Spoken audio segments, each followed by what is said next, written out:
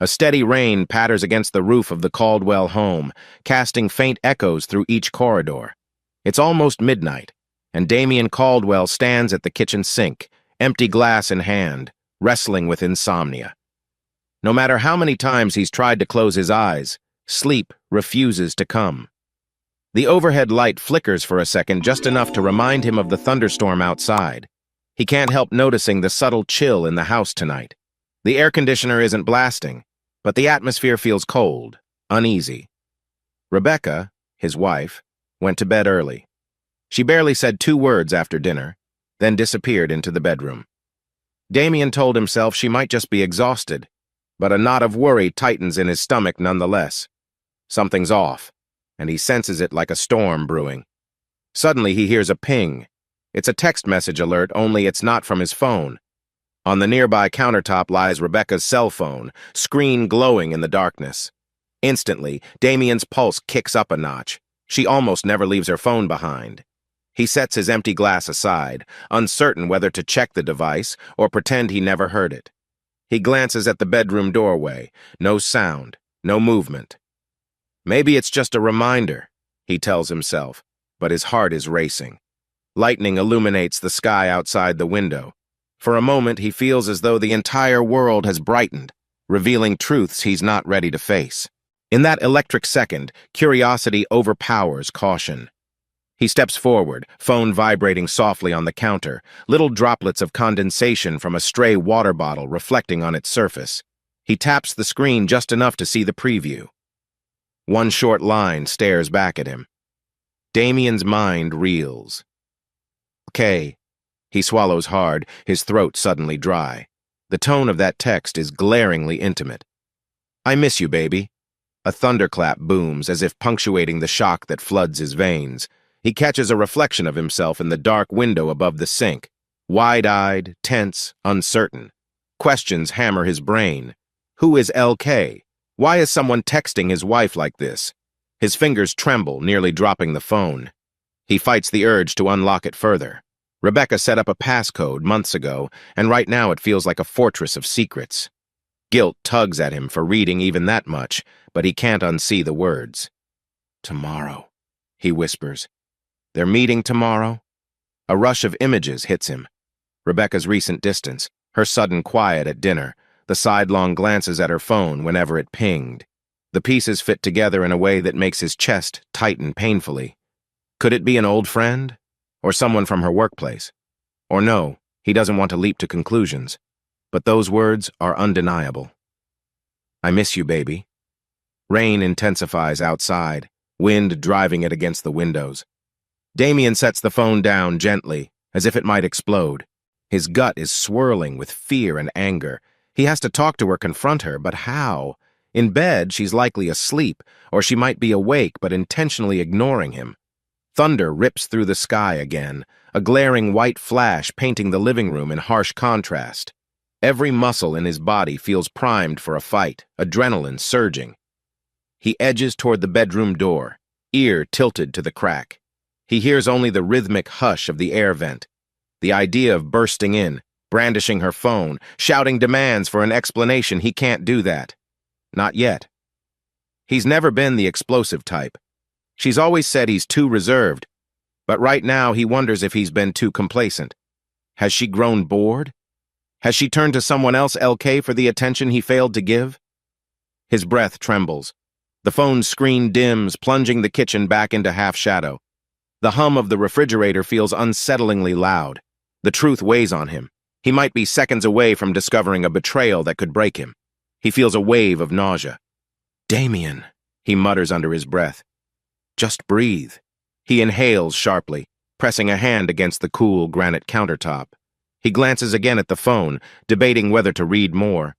Instead, he shuts his eyes, willing his heart to slow. If this is real, if she is seeing someone else, he needs to keep a clear head. The question becomes, do I question her right now, or wait until morning? After a moment of paralyzing indecision, he steps back from the phone, leaving it exactly where he found it. Lightning illuminates the clock on the microwave, 12:21 a.m. He flicks off the kitchen light and moves to the window, watching rain lash the glass. The reflection of his own face stares back at him like an uninvited stranger. His mind races with dread, heartbreak, and maybe a flicker of rage. A thunderous crash echoes through the streets, and for a fleeting second, all his fears crystallize. This is more than some random text. It's a storm, and it's heading straight for him, threatening to uproot the life he thought was safe. As the next bolt of lightning slices across the sky, Damien stands there, silent, bracing for the impact he knows will come. The next morning arrives with a gray, overcast sky, the storm having passed but leaving a wet sheen on every surface outside. Damien rolls out of bed without the usual warm sense of comfort. He spent half the night awake, torn between confronting Rebecca and waiting for the right time. Every step down the hallway feels heavier than usual. In the kitchen, Rebecca's already dressed in a modest navy blouse and black slacks. She's sipping coffee, scrolling through her phone like it's any normal day. For a moment, he watches her from behind, recalling the message he saw just hours ago. His mind replays the words, "I miss you, baby." "Morning," he says, voice subdued. She glances back, offering a half-smile. "Morning. You sleep okay?" Her question drips with casual indifference. He swallows. Not really," he answers, grabbing his own mug. Part of him wants to slam the phone onto the table and demand an explanation. Another part fears what she might say. "Listen, about last night," he begins slowly. "I heard your phone buzz." Her eyes flicker. She adjusts her blouse collar. "Might have been a spam text," she replies casually, turning to rinse her mug at the sink. The tension lodges in the air. He sets his coffee down. "I saw a preview, Beck. Something about someone missing you." His tone wavers between frustration and hurt. "You want to tell me who LK is?" Rebecca goes still for half a second, then recovers with a shrug. "Oh, that," she says, chuckling, but it's forced. "It's just an old friend. We chat sometimes, nothing serious. Don't overthink it, okay?" She tries to sound dismissive, like it's no big deal. Damien can't ignore the uneasy flutter in his chest. "An old friend? You sure there's nothing else going on?" A spark of annoyance crosses her face. "I said it's nothing," she snaps, grabbing her purse. "Maybe if you spent more time actually talking to me, you'd know my friends." She flings the door of the fridge open, taking out a bottle of water. He steps closer, voice quiet. "You haven't exactly been open, Rebecca. Is there something you need to tell me?" She levels him with a look. "I need you to trust me." Her eyes are unreadable. "Look, I'm running late. Don't forget the garage light needs fixing." She snatches her keys from the counter and heads toward the front door. "I'm serious, Damien. Don't blow this out of proportion." The door slams behind her, leaving him alone in the hush of the living room. He exhales, the knot in his stomach tightening. On any other morning, they'd discuss schedules or Jade's college news. Today, all he feels is a yawning gap between them. Needing some semblance of normalcy, he calls Jade's cell. She doesn't answer. Probably in class, he reminds himself. He leaves a brief voicemail. "Hey, sweetie, it's Dad, just, checking in. Call me when you can." His voice sounds shaky to his own ears. He rinses out his mug, glancing around the kitchen. The counters gleam. Rebecca must have cleaned. A pang of irony hits him. She can keep the house immaculate, but she can't keep this tension from leaking into their marriage. He tries not to dwell on it. Before leaving for work, he checks the living room table where they usually stack mail. There's nothing new, except a small note. "Damien milk's out. Get some tonight. R." Just a typical domestic request. But it feels hollow, like they're just role-playing a normal couple. If only a grocery run could fix the sinking pit in his chest. He heads out, locking the front door behind him. The morning air is damp, the sky still tinted with storm-gray clouds. As he slides into his car, he glimpses a neighbor waving. He forces a polite nod, unable to muster a genuine smile. Driving toward Metrocom becomes an exercise in breathing slowly, focusing on the road and ignoring the swirl of doubts. Am I really making a big deal out of nothing? He wonders. Yet his gut warns him something bigger looms. A single text message might be the tip of a massive iceberg. He can't shake off the memory of that intimate phrase. Can't wait till tomorrow.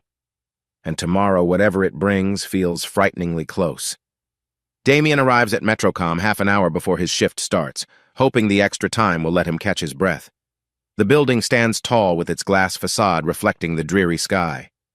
Inside the lobby, a cheerful receptionist named Piper greets him. "Morning, Mr. Caldwell." He mumbles a response, hurrying toward his cubicle. He's not usually this edgy, but every ring of a phone, every beep from an incoming message sets his nerves on edge. He tries to bury himself in routine tasks, checking the day's work orders, scanning equipment logs. Yet the tension gnaws at him. He wonders if Rebecca has texted LK again, or if they've made secret plans. At break time, Damien heads to the small cafeteria. That's where he sees Liam Kensington, his friend for years, leaning against a vending machine, chatting up a couple of co-workers. Liam, tall and broad-shouldered, has that easy grin people call charming. He's quick to tell jokes and dazzle crowds. Normally, Damien admires his confidence. Today, a pang of suspicion churns in his gut. Liam notices Damien and waves him over. "Hey man, you're in early? Something big going on?" Damien musters a neutral nod. "Had some extra tasks? Thought I'd start ahead." He eyes Liam closely, searching for a clue, any sign of betrayal. But Liam's expression is unreadable, the same casual, relaxed vibe as always. They chat about work orders, local sports, the recent storm. Liam sounds normal, no obvious guilt or awkwardness. Yet in the corner of Damien's mind, that phrase LK echoes. At one point, Liam's phone buzzes. He glances at the screen, quickly tucking it back into his pocket with a smirk. Damien's heart twinges. He can't help but wonder if that text might be from Rebecca. After lunch, while returning to his station, Damien passes by a corridor where he hears Liam on a phone call. It's hushed, but the acoustics funnel the voice. He catches fragments. Liam: "Don't worry, babe, yeah. I'll be there soon, can't wait either." Damien freezes. Liam's tone is affectionate, maybe even flirtatious. His stomach knots. Is that her? He edges closer, but the call ends abruptly. Liam steps out, nearly bumping into him. "Damien," Liam says, startled. "You all right?" Damien forces a casual shrug. "Sure, I was just looking for a missing file." He waves a random folder. His pulse thrums in his ears. Liam raises an eyebrow. "Everything good, man? You seem tense." He flashes that bright grin. "Just take it easy. Life's too short to stress over tiny stuff." He pats Damien's shoulder in a friendly manner before heading down the hall. Damien stands there, breath unsteady. Tiny stuff. A text from LK. A phone call from Babe. The pieces fit disturbingly well. He tries to remind himself there's no ironclad proof, but suspicion weighs heavily, pressing on his chest. He drags himself back to his station, but concentration is gone. Orders blur on the screen. He replays Liam's voice. "I'll be there soon, can't wait either." Could that be about tomorrow? The same tomorrow from the text? The notion slices through his thoughts like a blade. Near the end of the day, Naomi Westwood, the administrative manager, crosses his path with a polite nod. "Damien, you look pale. Everything all right?"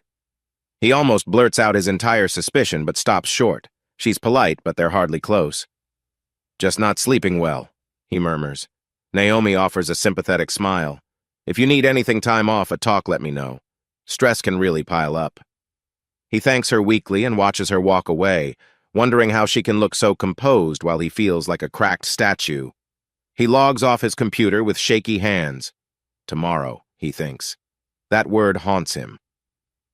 Exiting Metrocom at dusk, Damien spots the sky clearing up, but he feels no relief.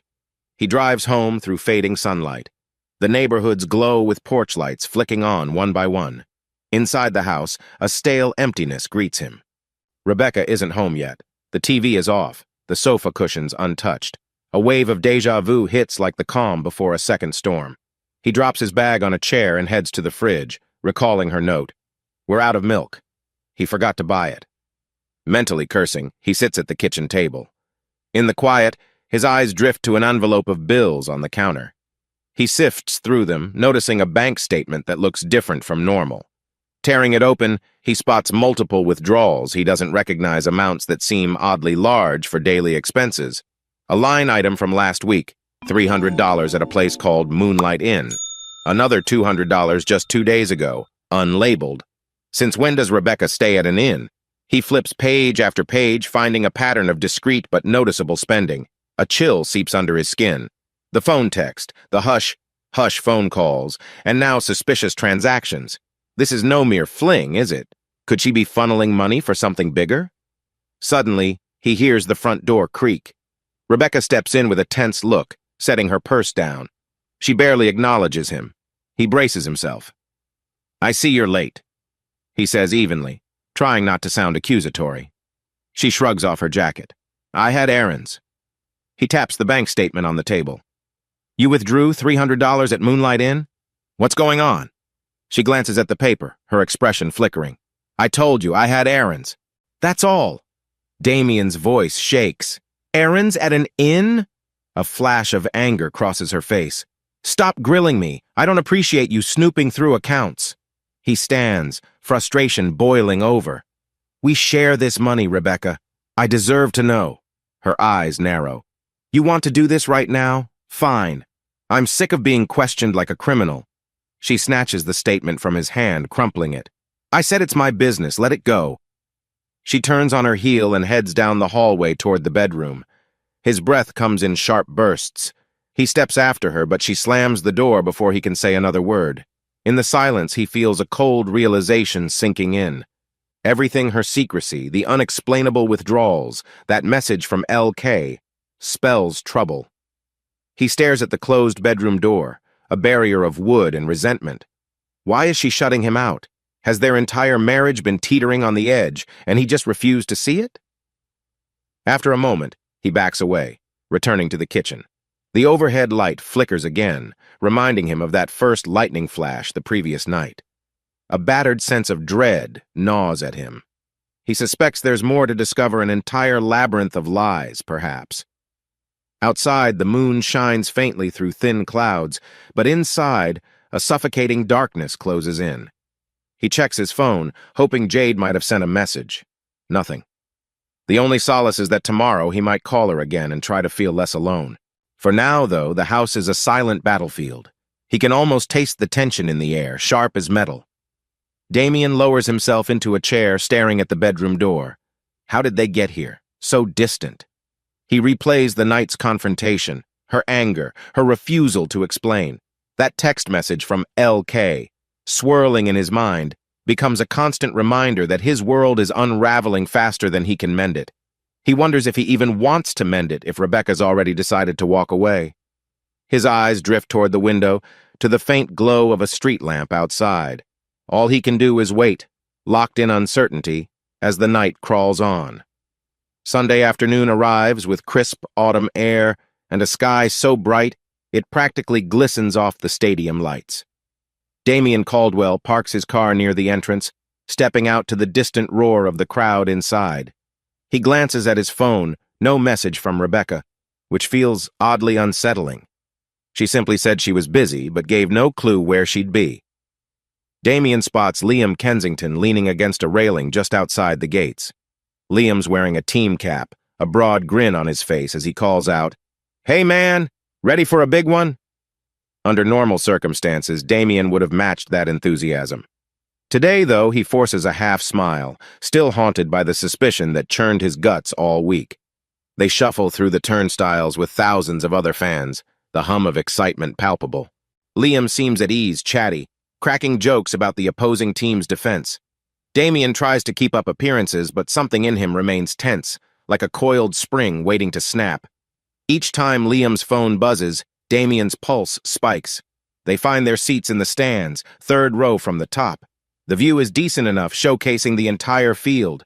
Freshly cut grass, players warming up, overhead screens flashing pre-game stats. The announcer's voice booms across the stadium. Fans around them wave foam fingers, decked out in team jerseys. When the game kicks off, Liam hollers with the crowd, pumping his fist whenever their team gains yardage. Damien claps politely, but his gaze keeps drifting to Liam's phone resting on the bench. He wonders if LK, the same initials from that late-night text, stands for Liam's name, if he's the other man in Rebecca's life. Midway through the second quarter, the scoreboard shows a close battle. The energy in the stadium grows louder. Yet Damien can't shake his inner turmoil. He tries focusing on the field, on the tension of each play, the quarterback's passes, the thunderous tackles. It's all overshadowed by a nagging question. Where is Rebecca right now? Right before halftime, Liam's phone buzzes again. He checks it, smirks, then mutters something about stepping away for a minute. Damien watches him exit toward the concession stands. A swirl of dread roils in Damien's chest. He wonders if Liam is speaking with Rebecca at this very moment, maybe making plans behind his back. The game heads into the third quarter. Suddenly, while the crowd roars over a spectacular touchdown, Liam leans over. "Hey, man, I gotta run. Something came up," he says, voice nearly drowned by the cheering. Damien's brow furrows. "Now? The game's not even over." Liam shrugs, flashing that quick grin. "Emergency. I'll catch up with you tomorrow, okay?" Without waiting for a response, he pushes past a couple of fans and disappears, leaving Damien baffled in the sea of cheering strangers. Minutes tick by. The stadium buzzes with excitement, but Damien feels isolated, pinned by suspicion. He dials Liam's number once no answer. Half-heartedly, he watches the final minutes. His team wins, but the victory rings hollow. By the time he leaves the stands, Liam is long gone. Outside, the late afternoon sun casts long shadows across the parking lot. Damien tries calling Liam again, but it goes to voicemail. Frustrated, he heads home with a sinking feeling. Why did Liam bail so suddenly? He pulls up to his driveway just as the sun dips below the rooftops. Silence wraps the Caldwell house. No sign of Rebecca's car. Stepping inside, he gets that unsettling vibe again, like the house has been stripped of warmth. He calls out, "Rebecca?" No answer. Flicking on the hallway light, he notices a glaring void. Her coat is missing from the rack, her usual bag from the foyer, too. Damien feels a prickle of alarm. He checks the closet. Half of her shoes gone. Heart thudding, he rushes upstairs to the bedroom. Drawers hang open, certain clothes missing. The hamper's empty, which is bizarre. A swirl of panic stings his throat. Did she leave for good? He's never seen the place so stark. Every trace of her daily presence, her perfume bottle on the vanity, her favorite blanket vanished. "Rebecca?" he calls again, voice wavering. Silence. The question pounds in his mind. Has she just walked out on him with Liam? Damien stands in the doorway of the darkened bedroom, every piece of furniture feeling unfamiliar. The overhead light reveals a single piece of paper on the bed, folded neatly. His pulse kicks up. He steps forward, picks it up. The note is scrawled in Rebecca's sharp handwriting. "Damien, I can't do this anymore, living like strangers in the same house. You're just so dull, so closed off, and I've had enough. I found someone real, a man who knows how to make me feel alive. That man is Liam, and we're leaving. Don't bother looking for me. You'd only waste your time. You should have seen this coming. I deserve better. Rebecca." His stomach twists. He rereads each venomous word. Dull, closed off. A real man. The final mention of Liam stings the hardest, confirming every suspicion. He swallows thickly, a wave of nausea building. The letter flutters in his hand. She's not just left him. She's left him for his own best friend. His knees buckle. He sinks onto the bed, mind reeling. Should have seen this coming. So many signals he ignored, so many excuses he made for her silence, her distance. Guilt and rage churn together, leaving him unsteady. A wave of physical sickness hits him. He bolts to the bathroom and vomits until his throat burns. Leaning against the sink, he catches his reflection in the mirror. Disheveled hair, tear-streaked cheeks, eyes wide with betrayal. That letter sears into his mind. The cruelty of it is sharper than any knife. She laid out all his worst fears in plain, unvarnished text. Stumbling back to the bedroom, he can't help scanning for some last clue. But any personal belongings of hers have disappeared. The hush in the house feels brutal. A life built over years, seemingly dismantled in a single day. Anger starts simmering beneath the shock. How could they do this to me? He thinks of Liam slipping away from the stadium, likely heading straight to meet her. The heartbreak morphs into a trembling fury, yet overshadowed by a hollow sadness. Part of him wants to punch a wall, another part just wants to collapse. He sinks onto the mattress, phone in hand, mind swirling about who to call. The only name that leaps out is Jade, their daughter. But it's late. She's at college, presumably busy with classes or maybe out with friends. He dreads telling her that her mother left them. But he can't keep it secret. He glances around once more, as though expecting Rebecca to step through the doorway and say it was all just a misunderstanding. Silence answers him. The bed feels cold, a stark reminder of her absence. Eventually, he forces himself to stand, letter clenched in his fist. He heads downstairs, dropping onto the living room couch, drowning in heartbreak so dense it almost suffocates him. It's near midnight when Damien finally summons the courage to dial Jade's number. Outside, the sky is moonless, stars faint behind clouds. He stares at the living room ceiling as the line rings. "Come on, Jade, pick up Dad." Jade's voice emerges, sounding a bit winded. "It's late, are you okay?" The concern in her tone almost undoes him.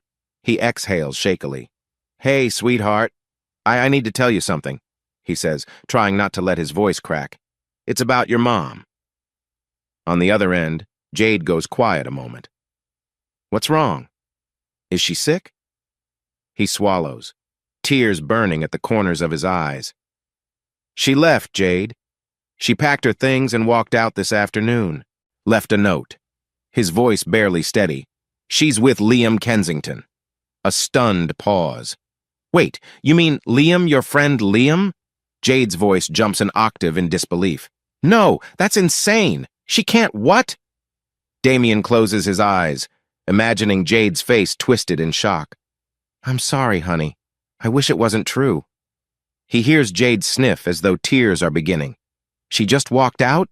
Dad, I can't even, why would she do this?" An avalanche of guilt and blame crushes him. "I guess she wasn't happy. She wrote some pretty harsh words in the letter. I'm so sorry you have to hear it like this." Jade's breathing grows uneven. "I feel awful. I should be there. Are you okay? You sound—" She doesn't finish, her voice quivering. Damien tries to steady himself. "I'm managing, kiddo. I know this is a lot to dump on you. I just didn't want you hearing it from someone else. We'll figure it out, all right?" For a moment, neither speaks. Jade murmurs, "I can come home, Dad. I can talk to my professor. Maybe take a couple days off if I have to." He shakes his head instinctively, even though she can't see. "I don't want you jeopardizing your classes. Let's think it through.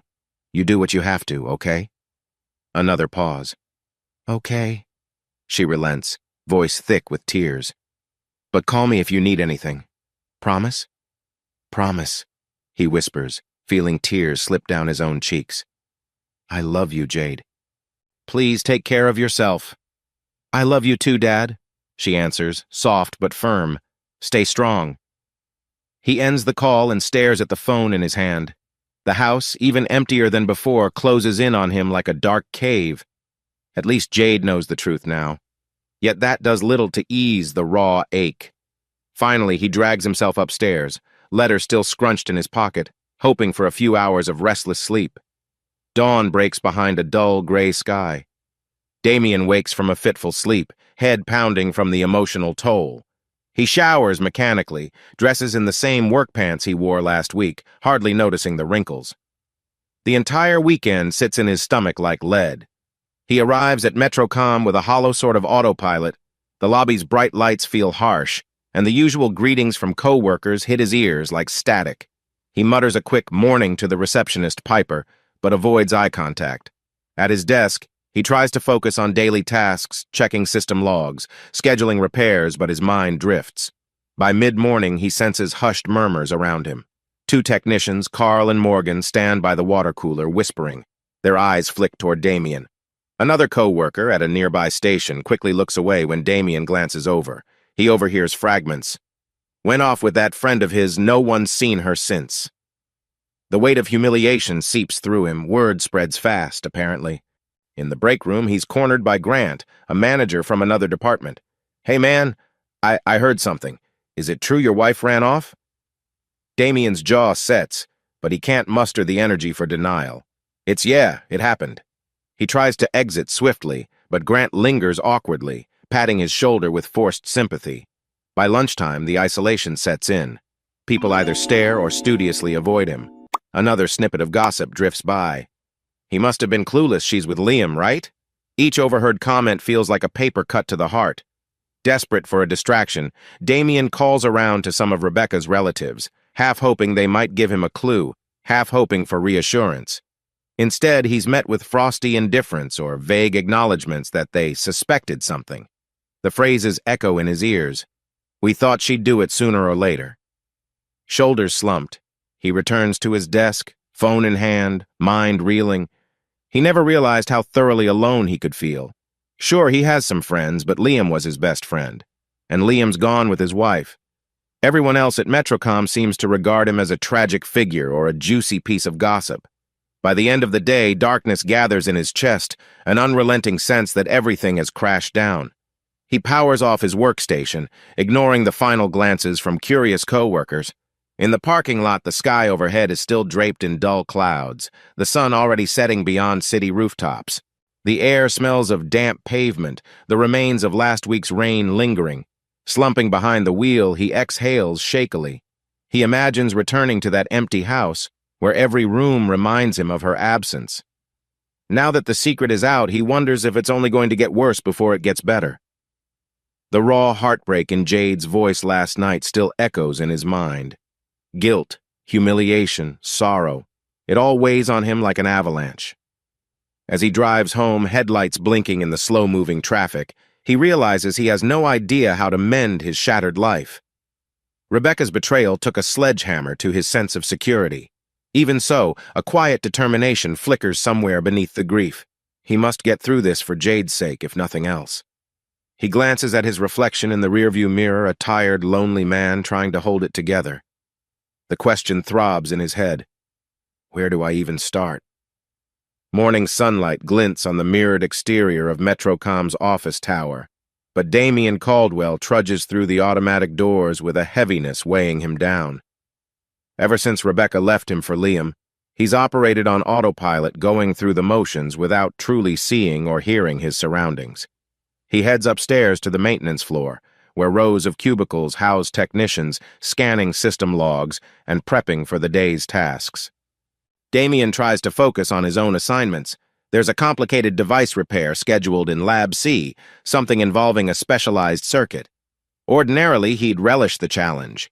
Today, however, anxiety tangles his thoughts. Damien, you're on the junction box job, right? Carl, a fellow tech, calls from across the aisle. Damien barely registers the question. Yeah, he mutters. Lab C, circuit boards. He grabs a worn binder of schematics and heads down the hall. Each step echoes in the corridors. His mind keeps flashing to the night Rebecca abandoned him, to her cutting letter that declared he was nothing but a bore, overshadowed by Liam's flamboyance. Inside Lab C, fluorescent lights hum overhead. Damien sets his binder on a metal work table. The device is a cluster of tangle wires that must be resoldered and tested. He sighs, picks up a soldering iron, and tries to drown out everything else by focusing on the delicate procedure. But thoughts swirl. She said I'm worthless, that I wasn't enough. Where is she right now? With him? The solder runs too thick, and a spark sizzles near his finger. Damn, he hisses, jerking back. He checks the circuit. A key resistor has burned out because he overheated it. His chest tightens with frustration. He knows better. He never used to be this unfocused. Just then, Morgan, another tech, pokes his head in. You okay, man? That board was important. We're on a tight schedule. Damien forces a nod. I'll fix it, he says, though panic trembles in his voice. He rummages for a replacement resistor, but the lab's inventory is low. Next thing he knows, Morgan's returning with their supervisor, Trent Maddox, a solid, no-nonsense manager who rarely minces words. Trent glances at the scorch marks. Caldwell, that part's not cheap. We can't afford sloppy mistakes. His gaze is critical, jaw set. You want to tell me what's going on? Shoulders tense, Damien hesitates. The last thing he wants is to broadcast personal drama. I'm just off my game today. It won't happen again. Trent's expression doesn't soften. We'll see. You've been out of it all week. If you need time off, do it. But I can't keep covering for you if you're messing up essential repairs. A twinge of embarrassment floods Damien's cheeks. He stammers an apology, promising to get it under control. They leave, and he's alone with the hiss of the ventilation system and the acrid smell of burnt circuitry. He drags a hand across his face, swallowing the lump in his throat. I used to be good at this, he thinks bitterly. Now I can't even do the simplest tasks. By the time lunch break rolls around, he's drained. He contemplates skipping lunch altogether. He's not hungry. But his mouth is parched, so he heads to the vending area for a bottle of water. A couple of co-workers watch him from the corner, pity in their eyes. He can't decide which is worse, their gossip or their sympathy. After work, he drives home in a gray haze. Entering his silent house, the emptiness screams at him. Rebecca's shadow lingers bare shelves, missing items. He rummages for a leftover beer in the fridge, downs half of it in a single gulp. Soon enough, one beer becomes two. He collapses onto the couch, ignoring the mess in the living room. He can't recall the last time he vacuumed or even straightened a pillow. Everything looks dull and lifeless. "You deserve better," her letter had said. "I found a real man." Those words sting like knives. He gulps the last of his drink, the alcohol failing to numb the raw ache. He sets the empty can aside and stares at the darkening windows. Time crawls, punctuated by his own ragged breathing. Eventually, he drifts to bed, though he barely sleeps. Nightmares jolt him images of Rebecca and Liam mocking him, of him failing at work, of Jade weeping. He wakes drenched in sweat, haunted by a single question: is my life beyond repair? 2 days later, on a dreary midweek morning, Damien pushes open the glass door to Metrocom's 10th floor corridor. The fluorescent lighting feels harsh on his tired eyes. A drizzle taps against the windows, leaving streaks across the cityscape outside. He nearly bumps into Naomi Westwood, an administrative manager whose office is down the hall.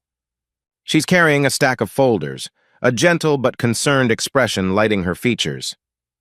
"Hey, careful there," she teases lightly, then notices his drawn face. "Damien, you all right?" He forces a quick nod. "Oh, I'm fine." His voice betrays him, it quivers slightly. Naomi sets her folders on a nearby desk. She's in a tailored blouse and pencil skirt, hair neatly pinned back. There's a calm confidence about her that Damien vaguely admires. "I've been seeing you around, but—" She hesitates, as though weighing her words. "You look exhausted. Anything you want to talk about?"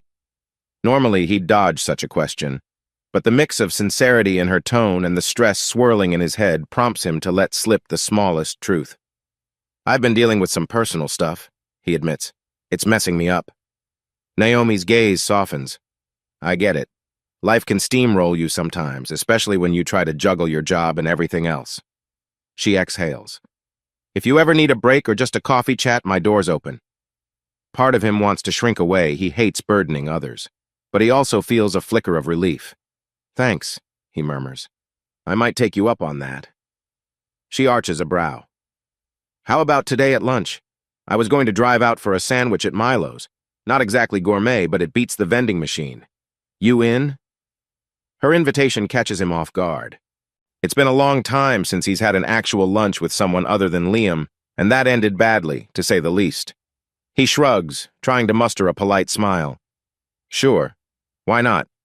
Naomi gives a warm nod, picking up her folders again. "Great. Meet me by the lobby around noon?" She moves off, heels clicking briskly on the polished floor. Damien lingers in the corridor, a strange mixture of apprehension and relief swirling inside. A small, cautious voice warns him not to get too personal with a coworker. Another voice, deeper within, counters that maybe, just maybe, it wouldn't hurt to open up if only a little. Noon arrives with a drizzle turning heavier, puddles forming across the parking lot. Damien steps into the lobby, fidgeting with the zipper of his jacket. Naomi appears in a neat trench coat, dark hair lightly damp from the rain. They hop into her sedan, wipers flicking away the raindrops as she pulls onto the street. She keeps the radio low, a gentle strum of guitar in the background. "So," she begins, eyeing him in the rearview mirror, "you hungry enough for Milo's signature roast beef? Or are you more of a Turkey Club fan?" Damien musters a slight chuckle. "I'll figure something out." Honestly, his appetite is lackluster, but at least the casual banter eases the tension. They arrive at Milo's Deli, a small place with checkered tablecloths and vintage photos pinned to the walls. The savory scent of freshly sliced meats and toasted bread envelops them. Over at the counter, a friendly server takes their orders: a roast beef sub for Naomi, a turkey melt for Damien. They settle into a corner booth. Naomi breaks the silence with a gentle question. So want to share what's weighing on you? Her directness startles him, but her tone is kind. He inhales, deciding honesty might help. It's my wife, he says quietly, fiddling with the napkin. She left me for someone I thought was a friend, a close friend. Naomi's eyes widen, genuine sympathy crossing her face. Damien, I'm so sorry. That's awful. He forces a brittle smile. It's been rough. I'm half lost, to be honest. Don't know which way is up. His words come faster now, as if a dam broke. He sketches the basics. Rebecca's departure, the vicious letter calling him boring and unlovable, his own failing concentration at work. Naomi listens intently, nodding at key moments, expression never turning condescending. That explains a lot, she says softly. Going through betrayal can knock the wind out of you. My ex-husband strayed on me too. A flicker of old hurt crosses her features. Different situation, same heartbreak. The server brings their sandwiches, momentarily interrupting the conversation. Damien notices Naomi's hand trembling slightly when she picks up her roast beef sub. He realizes she's revisiting her own pain. It makes him feel less alone.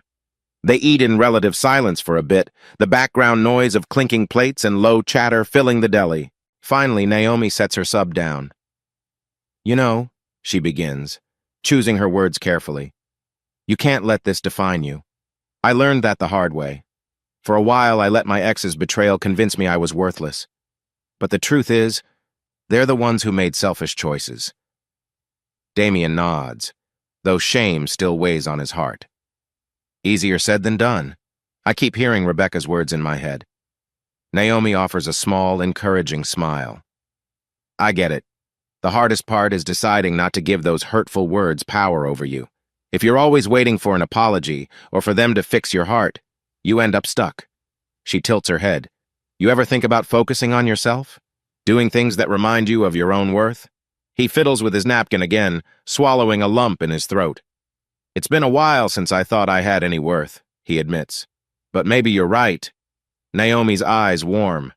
Of course I am, she jokes softly, bringing a brief smile to his face. Look, you don't have to do anything drastic. Start small. Try a new routine, a new hobby, something. Don't let one person's betrayal destroy who you are. He breathes deeply, feeling a tiny spark of possibility. Despite the gloom overshadowing him, her words resonate. Maybe I can be something else, he thinks. Maybe I can pick up the pieces. He offers a tentative grin. I appreciate this, he tells her. Really. They finish their meal with lighter conversation about the deli's decor, Metrocom's endless bureaucracy, and the drizzle outside. When they return to the office, Naomi pulls into a space near the main entrance. Before he steps out, she touches his arm gently. Hang in there, Damien, she says, sincerity shining in her eyes. And if you need to talk more, I'm around. He nods, a throb of gratitude filling his chest. Thank you, Naomi. Late that evening, the house is as silent and disorganized as ever, but Damien notices it with new eyes. The living room floor is cluttered with stacks of old magazines, random papers, and an empty beer can from last night. Dust motes dance in the glow of a single lamp. He stands there, recalling Naomi's advice. Change yourself, bit by bit. Don't let them define you. Feeling a sudden rush of motivation, he grabs a trash bag from the kitchen. He picks up the scattered cans, sorts through the magazines, pitching outdated ones, stacking the rest in a neat pile. His movements are purposeful, though his heart still aches. Once the living room is presentable, he glances at the hallway mirror. He notices he's lost weight. His shirt hangs looser. Dark circles rim his eyes. Time to do something about that too, he decides. He changes into sweatpants and sneakers. Stepping outside, he's met with the mild chill of a night breeze. The streetlights cast pools of yellowish glow onto the pavement. Tentative at first, he starts jogging down the quiet suburban block. His breath puffs in small clouds. A slight burn ignites in his lungs, but something inside pushes him forward. Each step feels like an act of defiance against the despair that's gripped him. He makes it around the block once, panting heavily. His muscles scream for mercy he hasn't exercised in ages, but an odd sense of accomplishment warms him. No, It's not going to fix everything overnight, but it's a start. Returning home, chest heaving, he collapses onto the couch. His legs tremble, but he's oddly proud. He stands again, forcing himself to do a few quick stretches so he won't seize up. As he rises, sweat trickling down his temples, he catches sight of his reflection in the TV screen's dark surface, disheveled hair, flushed cheeks, but a spark in his eyes. Exhaustion sets in, but for once, it's the satisfying kind, the byproduct of action rather than apathy. He heads to the shower, letting warm water wash away the grime and, at least temporarily, the weight of heartbreak. Afterward, he settles into bed. It's still a lonely space, the memory of Rebecca's side painfully vacant. But he recalls Naomi's words, "Don't let that betrayal steal your sense of self." He closes his eyes, breath slowing. A faint flicker of hope stirs in his chest. Maybe tomorrow he'll jog again or tidy another corner, tiny steps toward reclaiming his life. Soft morning light filters through the sheer curtains of Damian Caldwell's living room. He's spent the early hours picking up loose magazines and half-empty water bottles in an attempt to keep himself busy. Outside, a car engine rumbles to a stop, followed by faint laughter. Damian glances at the clock. Jade is here, right on time. He opens the front door to see Jade Caldwell, his 19-year-old daughter, stepping out of a compact sedan with two college friends in tow, Kayla and Rhea. Jade's hair is pulled into a loose ponytail, her face etched with a cautious mix of relief and worry. Damian notices she looks older somehow, more self-assured despite the tension swirling around them. "Dad," she says simply, approaching with a loaded silence. For a moment, they stand awkwardly on the threshold. Kayla and Rhea hover by the car, whispering to each other, sensing a family moment. Damian tries a smile. "Hey, Jade. Good to see you." He glances toward her friends. "Welcome, come on in." Inside, Kayla and Rhea offer polite greetings. Then Jade nudges them toward the guest room with a nod. "You guys can settle your stuff. I'll be right there," she tells them. Once they're out of earshot, her gaze lands on her father. "So," she breathes, eyes flicking over the freshly tidied living room. "Where's Mom's stuff?" The question hangs like an icy draft. Damian rubs the back of his neck. "She took most of it." A tremor slips into his voice. "Left a note in the kitchen." Jade's eyes narrow. She strides to the kitchen counter, where the dreaded letter still lies folded. Damian watches as she reads it, her lips tightening. The hurt in her eyes mirrors his own. "She wrote all this?" Jade's voice wavers. He nods. "Yeah." Silence stretches until she slams the paper onto the counter. "How could you let this happen, Dad? Didn't you notice something was wrong?" Her tone flares with accusation. "You should have done something." Her anger stings. He exhales shakily, recalling every regret he's harbored since Rebecca left. "I missed the signs, Jade. I was blind, or I didn't want to see them. I'm sorry." Tears brim in her eyes. "I'm sorry, too," she whispers. "I'm just so mad at her and confused." She slumps onto a kitchen chair, face in her hands. "I feel like everything's falling apart." Damian kneels beside her. "I know. It's not your fault," he murmurs, gently rubbing her shoulder. After a moment, she leans into him, letting out a choked sob.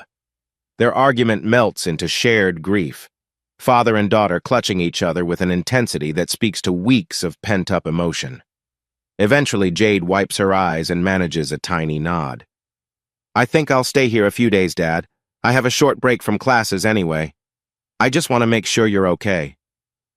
Relief mingles with guilt in Damian's chest. "I'd like that," he says softly, pulling her into another brief hug. In the hallway, Kayla and Rhea exchange glances. Jade gives them a quick wave, cheeks damp. "It's fine, guys," she murmurs. "We'll figure it out." Then, meeting her father's eyes, she adds firmly, "We're going to get through this, right?" Damian nods, determined. "We will." A couple of days later, dark clouds blanket the early evening sky. Jade is curled up on the couch with Kayla and Rhea, watching a movie half-heartedly. The atmosphere in the Caldwell house remains tense, despite Jade's attempts to lighten things. Damian is in the kitchen, cleaning dishes from a simple dinner of spaghetti, when he hears a knock at the front door. He sets aside a dish towel and opens up to find Naomi Westwood standing on the porch, holding a casserole dish wrapped in foil. She's smiling gently, wearing a windbreaker with droplets of rain glinting along the sleeves. "Hey, Damien," she says. "I, cooked extra tonight. Thought you might like some." Surprise flutters through him. "That's really kind," he replies, stepping aside so she can enter. "Thank you." As Naomi walks in, Jade peers from the couch, eyes flicking between the newcomer and her father. Kayla and Rhea exchange curious looks. Damien clears his throat. "Naomi, this is my daughter Jade and her friends Kayla and Rhea." Naomi offers a warm smile, setting the casserole on the coffee table. "Nice to meet you all. Didn't mean to interrupt your evening." Jade sits up, eyeing Naomi with a mix of skepticism and polite interest. "So you're a co-worker of my dad's?" Naomi nods. "Yes. We work at Metrocom together. I handle some administrative stuff, and your dad's a whiz with the technical side." She glances at Damien with a flicker of amusement. "He's been helpful." An awkward pause follows. Jade studies Naomi for any sign of pity or hidden motive. Finally, Jade gestures to the dish. "What did you bring?" Naomi peels back the foil, revealing layers of creamy chicken and broccoli. A comforting aroma wafts through the living room. "Nothing fancy, just a casserole my grandmother taught me," she explains. Kayla's stomach growls audibly, prompting a burst of laughter. Jade cracks a half smile. "It smells awesome." "Thank you," she says quietly, a hint of gratitude in her eyes. Damien suggests they move to the kitchen.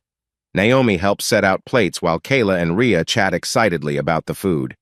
Jade follows more hesitantly but can't hide curiosity. "Naomi, you do this for all your coworkers?" Naomi shrugs, catching Jade's pointed tone. "Not usually, but your dad's been going through a rough time and I know how that feels." Jade tucks a strand of hair behind her ear, her expression softening. "Mom left," she blurts, as if testing Naomi's reaction. "She just took off." Naomi's gaze flickers with empathy. "I'm sorry," she says gently. "That must hurt a lot." Jade nods, letting the words hang.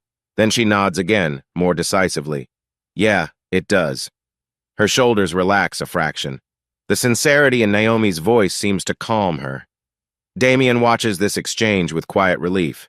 Something in Jade's posture suggests she's warming up to Naomi, or at least not shutting her out. He catches Naomi's eye, silently conveying his thanks. They all sample the casserole, conversation flowing more naturally. Kayla and Rhea compliment Naomi's cooking. Jade, still guarded, manages to share a wry joke about her father's previous attempts at making dinner. Naomi laughs, a clear, genuine sound. By the time Naomi stands to leave, the ice between her and Jade has mostly melted. At the door, Jade even says, "Thank you for everything," without any edge to her voice. Naomi nods graciously, then glances at Damien. "See you at work?" "Yeah," he replies, a small smile tugging at his lips. "Thanks again for tonight." As the door closes, Jade returns to the kitchen and exchanges a look with her dad. "She's nice," Jade admits, almost grudgingly. Damien smiles wider. Perhaps for the first time in a long while, there's a glimmer of hope in the Caldwell household. Meanwhile, under a pewter-gray sky miles away, Rebecca Caldwell sits on the sagging steps of an old trailer. The rattling of loose siding in the wind underscores her sense of regret. She rubs her arms for warmth. Liam Kensington emerges from inside, slamming the door behind him. "Any luck finding a job?" she asks, voice laced with tension. He rolls his eyes. "Nope. The only place that'd hire me for quick cash is that dingy bar on the highway, and they want me to work double shifts." He lets out a sardonic laugh. "I'm not that desperate, yet." Rebecca glances at the trailer's sad exterior, rust creeping along metal edges, a broken porch light. This is far from the life she imagined when she ran off with Liam. She recalls the times he dazzled her with big talk, making her feel alive and special. Now, between the constant money issues and his aimless attitude, that excitement has faded like stale perfume. "What are we going to do then?" she presses, frustration bubbling. We're low on groceries. The rent for this spot is overdue, Liam snaps back. Don't pin it all on me, Beck. You knew what you were getting into. She flares. I left my life for you, my husband, my home, everything. And you're just... She trails off, words choking. She's furious at him, but also at herself.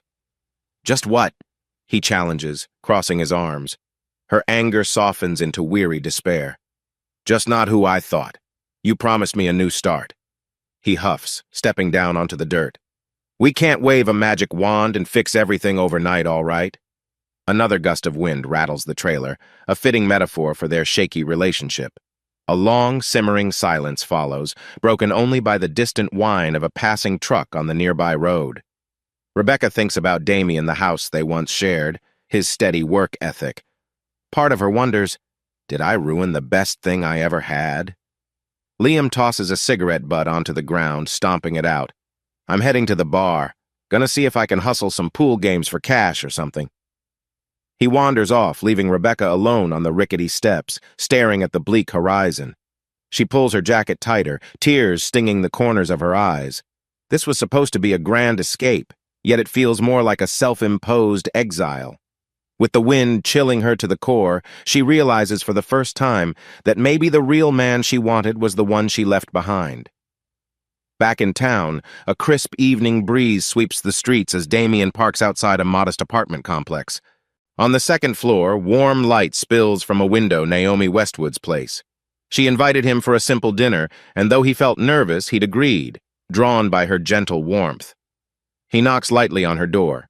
She answers wearing casual jeans and a soft sweater, her hair loose around her shoulders.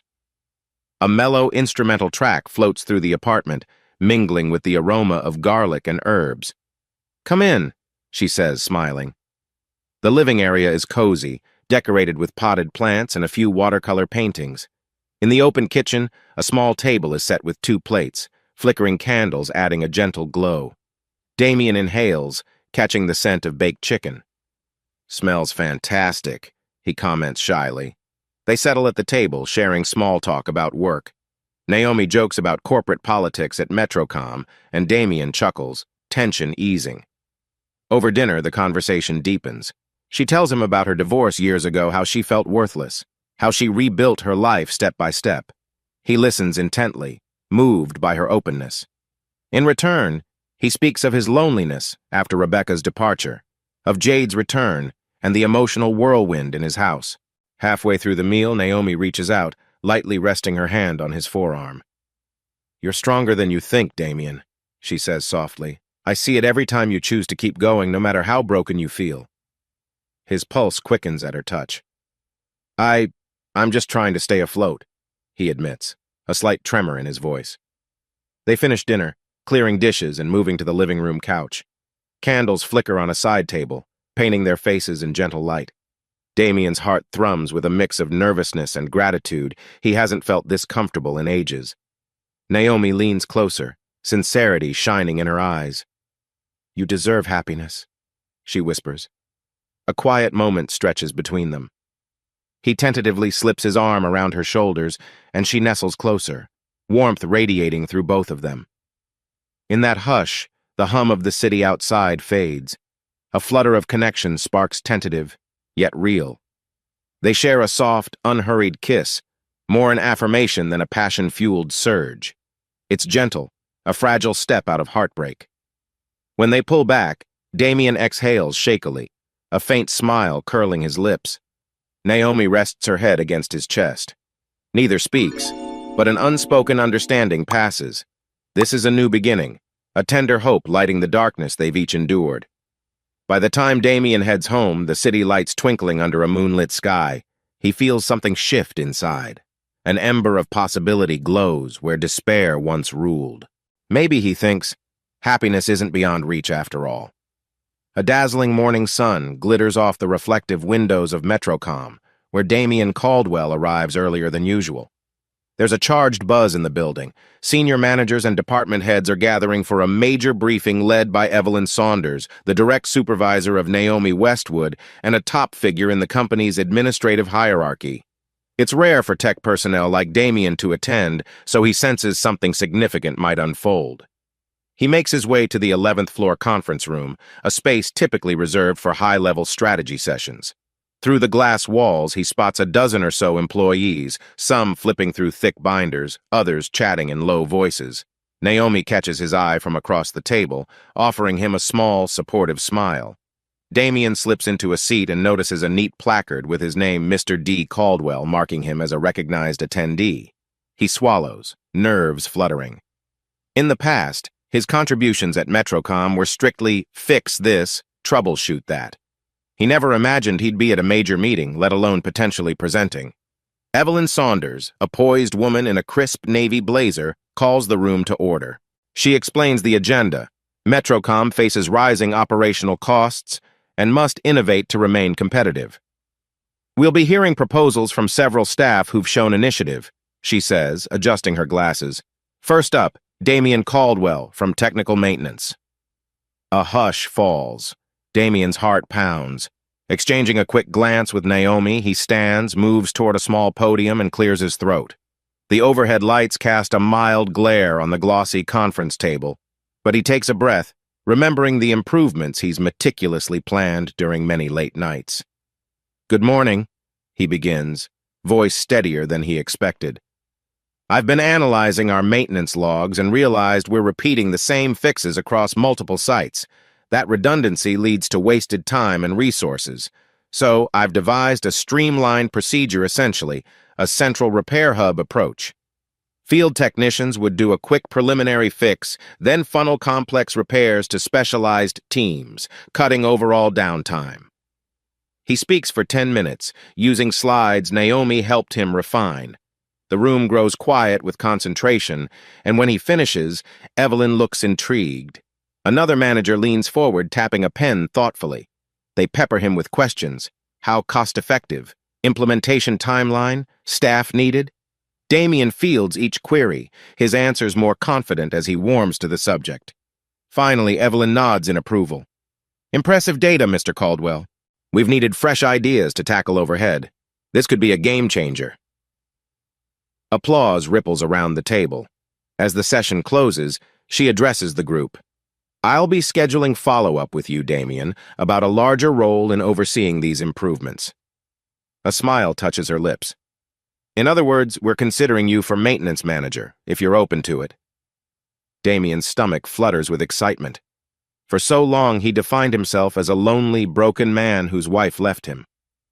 Now, in front of Metrocom's leadership, he's recognized for innovation and reliability. He can hardly keep the grin off his face. I'm honored, he manages, nodding. When the meeting disperses, Naomi steps close, voice brimming with delight. Damien, that was amazing. I knew you had it in you. She briefly squeezes his arm in a congratulatory gesture. He allows himself a brief laugh. Feels surreal. I'm just thrilled they see potential in my ideas. The warmth in his chest grows, overshadowing the lingering shadows of betrayal from his past. As he returns to his desk, a single thought resonates. I can rebuild my life, both at work and beyond. Night settles softly over the Caldwell home. Damien finishes washing a few dinner dishes, a simple meal he cooked for Jade, who's upstairs studying. Outside, a faint drizzle patters on the roof. He's still buoyed by the morning's success at Metrocom, occasionally flashing back to Evelyn's encouraging words about the promotion. He's about to head into the living room when his phone buzzes. The screen shows an unknown number, area code from a small town beyond the city. Curiosity tugging, he answers. Hello? A weak voice breathes on the line. Damien, it's me. Rebecca. Shock stops him cold. He hasn't heard her voice since that brutal note she left. Memories of heartbreak flood back. He steels himself. Rebecca, he says quietly, what do you want? She exhales shakily. I'm sorry for calling. I'm not doing so good. In a faltering tone, she reveals she's been ill, diagnosed with an STD, and without steady insurance, something she lost when she walked away from her marriage. We're still legally married, she murmurs, half hoping that fact might give her coverage. Damien grips the phone tighter, a swirl of anger and pity battling in his chest. She left me for Liam. Why should I care? But a whisper of compassion stirs. She's still Jade's mother. Liam can't. She breaks off, voice trembling with bitterness. He can't support me. We're broke. The trailer's falling apart. I made a huge mistake. Her words pierce him. For a moment, he imagines her in that rundown trailer, eyes hollow with regret. He tries to maintain distance. Why are you telling me this now? A pause crackles on the line. Because I have nowhere else to turn, she says, near tears. I'm sick. I can't pay for proper treatment, and you're the only one with the insurance. Please, Damien, help me. If not for me, then for Jade's sake, so she doesn't watch her mother deteriorate. His heart clenches, a tumult of unresolved anger colliding with pity. He recalls the vicious lines in her letter, how she declared she'd found a real man. Yet here she is, desperate, needing him. He exhales. Rebecca, I'll see what can be done. But don't think this changes what happened. She sniffles. I understand, she whispers. Thank you, Damien. I really am sorry. I never... Her voice hitches, trailing off. He closes his eyes. We'll figure out the paperwork. I'll keep it formal. The call ends with a murmured thanks from her side. Damien stands in the quiet kitchen, phone still in hand. The emotional weight is heavy. Part of him wants to slam the door on her. Another part recalls Jade's heartbreak, remembering that no matter what, Rebecca is Jade's mother. Finally, he sets the phone down, a cold ache blooming in his chest. He knows he'll help out of moral obligation, but it won't erase the betrayal. The next afternoon, Damien sits in a small cafe off a quieter side street downtown. Rain splashes against the windows, casting watery reflections on the tile floor. At a corner table, he waits, checking the time on his watch. A folded envelope of insurance documents rests beside his coffee cup. He clenches and unclenches his fingers, unsettled by the looming confrontation. Then Rebecca appears in the doorway, hair damp from the drizzle, her expression weary. She slides into the chair across from him, hesitating before speaking. Hi, she says, voice subdued. Up close, he sees the toll hardship has taken, faint hollows under her cheeks, tension etched at the corners of her eyes. Neither moves to hug or greet warmly. They simply stare, the silent tension palpable. Finally, Damien opens the envelope, handing her a set of forms. Fill these out, he explains gruffly. You're still on my plan, so you can get treatment. Just let me know when you schedule. I'll make sure everything's cleared. Rebecca's eyes glisten with relief. Thank you, she breathes, resting her trembling hand over the paperwork. They sit in uncomfortable silence, the cafe bustle swirling around them, espresso machines whirring, a soft jazz tune overhead. Then haltingly she begins. I'm sorry for everything. I was so resentful, so sure that I deserved more excitement, so I chased a fantasy. Her lips pressed tight, and I realized too late I threw away a stable life for illusions Liam sold me. Damien exhales, recalling the stinging lines from her letter. That letter you left, he says coolly, called me boring, worthless, like you'd never even cared. Pain laces his tone despite his calm demeanor. She bows her head, tears brimming. I can't undo those words. I was cruel. I was angry. And I know it's inexcusable. She ventures a trembling question. If you could ever forgive me, maybe we can. His heart clenches. A part of him once yearned for her return. But as her plea hangs in the air, his mind flashes to Naomi her kindness, how she believed in him, the genuine warmth they've begun to share. He squares his shoulders. I can't go back, he says softly, finality in each syllable. We're done.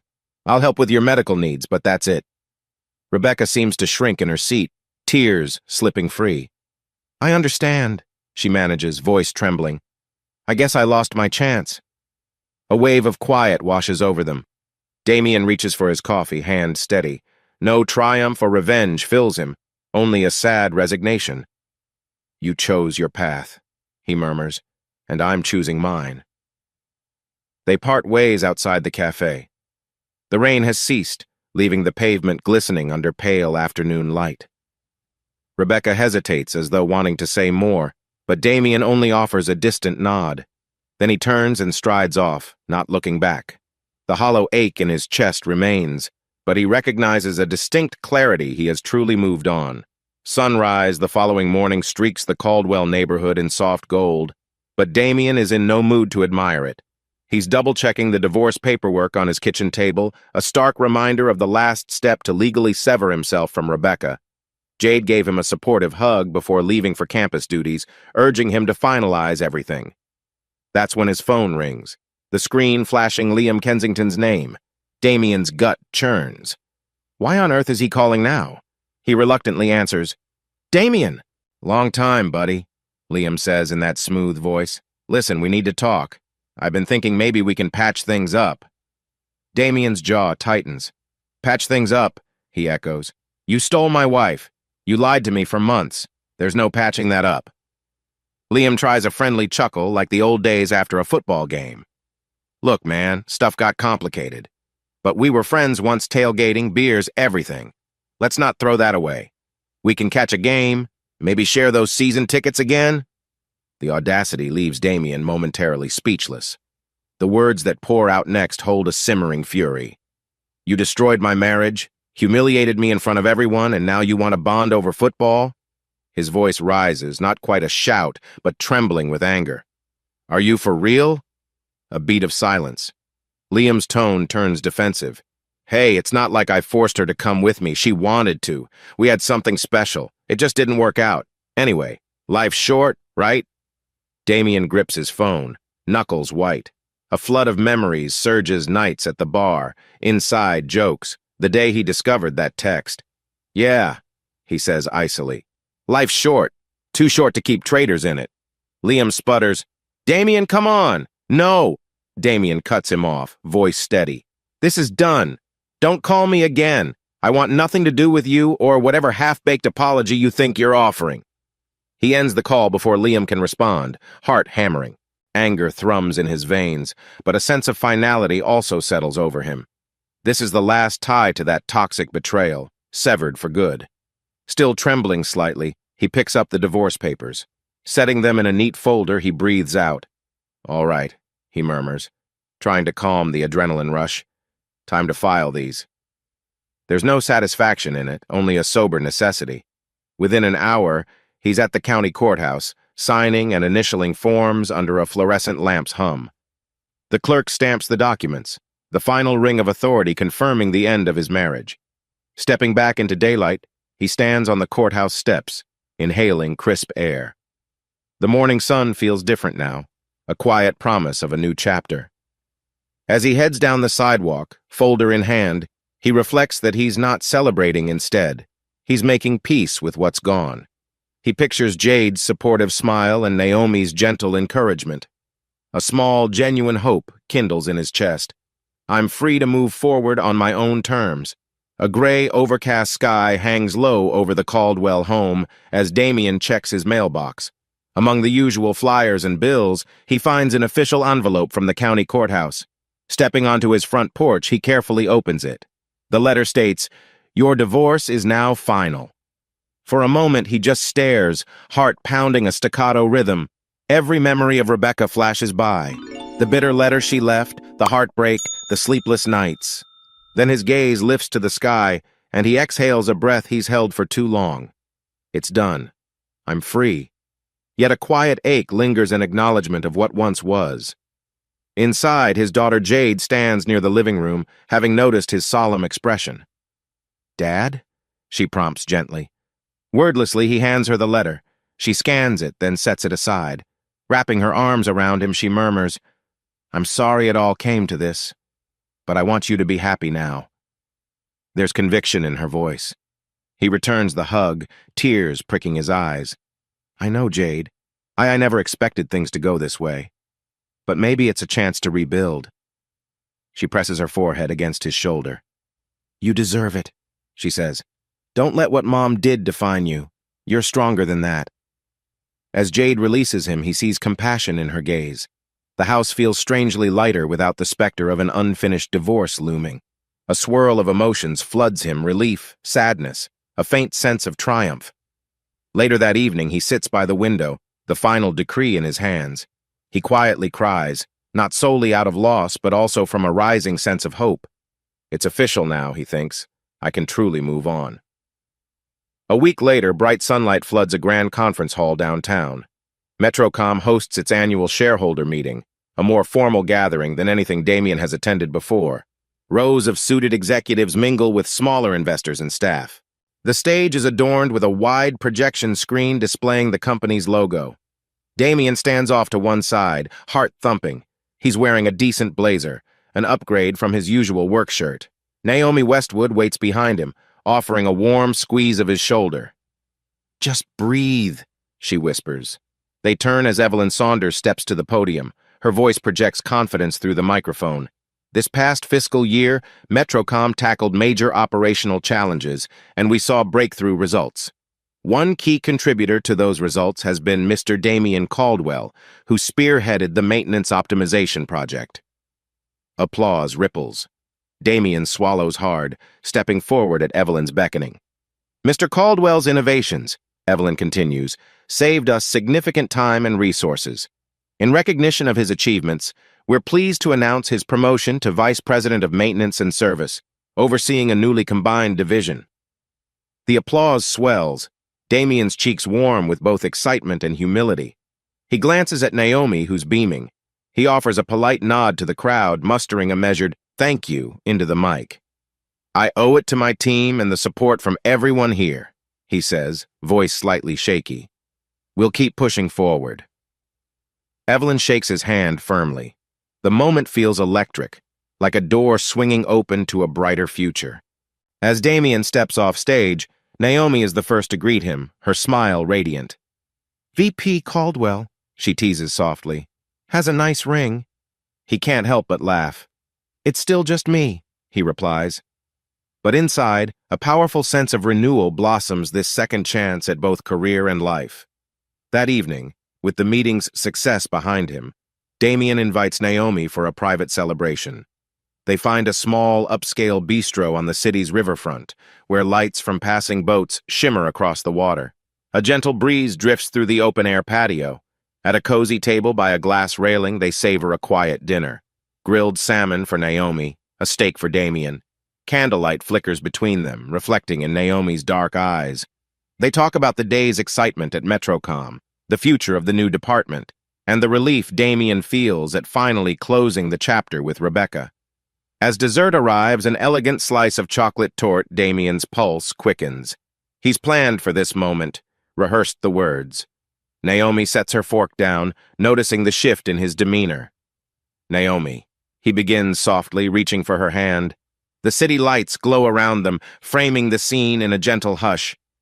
"You've been there for me through the worst. You helped me remember who I am and who I can be. I can't imagine life without you." Her lips part, eyes shining with curiosity and emotion. He steadies himself. "I want to build a future together, something stable, something real. Would you be willing," his voice trembles, "to share that with me? Marry me, or at the very least, let me prove I'm in this for the long haul." A tear escapes the corner of Naomi's eye, but she's smiling an expression full of warmth and relief. "Damien," she breathes, "I never thought I'd trust anyone again. But with you," she exhales shakily. Yes, I'd love that." Her words spark a rush of joy through him. He slips a simple ring box from his pocket, a delicate band glimmering inside, and offers it to her. She slides it on, tears mixing with laughter. Leaning across the table, they share a tender kiss, sealed by the city's sparkling reflections on the river.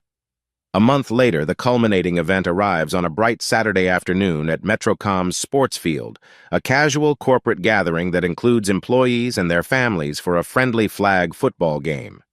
Damien, wearing comfortable shorts and a team t-shirt, stands beside Naomi, whose matching t-shirt reads, "Maintenance and Service Division." They grin as they watch co-workers toss the ball around. Jade is there too, wearing a big smile. She waves from the sidelines where a small crowd chats. Despite everything that happened, Jade's eyes glow with relief at how her father's life has turned around. She calls out, "Hey, Dad, show them how it's done," prompting amused laughs. Damien can't help scanning the area. In the distance, Rebecca stands off to the side, looking hesitant. She came, apparently wanting to see Jade. At her elbow, Liam is nowhere in sight, or perhaps he's chosen not to appear. Their cameo presence is subdued, Rebecca offers a small, regretful nod in Damien's direction, which he calmly returns. No words exchanged. Sometimes closure is just letting each other be. The game begins with cheers, each team passing and running, no real stakes except camaraderie. Naomi runs a route and Damien lofts the ball in her direction. She catches it cleanly, whooping with excitement. They share a quick high five that morphs into a playful hug. Laughter abounds in the bright sunshine. Later, as the evening sky deepens into gold, the employees gather for a casual barbecue. Music plays softly. Jade stands by Damien, arms draped around his shoulders. "You look so alive, Dad," she says, her voice full of contentment. He gently pats her back. "It's thanks to you and Naomi. And well, I finally decided to grab my life back." He glances at Naomi across the lawn, speaking with a couple of department heads. She catches his eye and smiles a silent exchange of love and gratitude. Closing his eyes, he reflects on the painful journey, the betrayal, heartbreak, and slow rise from despair. Now, with Jade's acceptance and Naomi's partnership, he feels the glow of a future he never imagined would be so warm. The final barbecue coals glow like embers of an old life, replaced by the radiant sparks of a new one. He steps forward, joining Naomi, who slips an arm around his waist. Together they stand beneath the darkening sky, surrounded by the hum of cheerful conversation. In that moment, Damien Caldwell realizes he's no longer defined by the wounds of the past. He's found a fresh start, a life where trust, hope, and genuine happiness guide him forward.